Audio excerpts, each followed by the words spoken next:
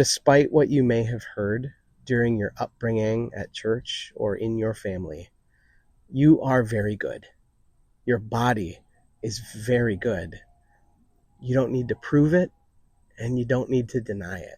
Hey, I'm Ian. I work as a pastor in Minneapolis with a church called Fabric. We like to say it's church for the rest of us. I'm partway through watching season 2 of Shiny Happy People. Now, I grew up in the 90s and the early 2000s, so I was right in the sweet spot for teen mania and all the wacky parachurch dipshittery going around in that time, in that era.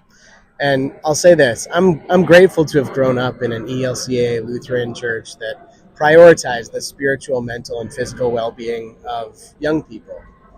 Now, there's a lot to say about the pitfalls and harms of the past 75, 80, 90 years of outsourcing the spiritual and faith development of kids to professionals instead of families themselves who are surrounded by community and communities of support. But that may be a topic for another time.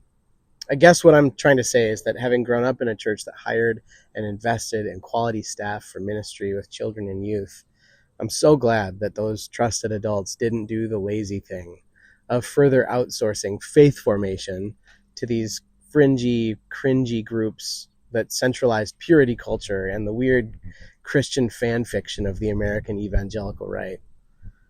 I hope that if watching season 2 of Shiny Happy People is causing an embodied reaction in you, that you can be gentle with yourself.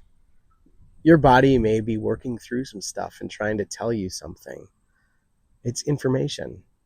And contrary to what you may have heard, bodies aren't bad.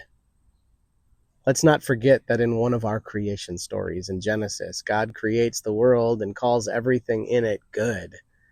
And then God created humanity, in bodies, and called us very good. Now, you don't have to believe any of that just because it's in the Bible. I mean, heck, it's only a part of one of the many creation stories in the Bible.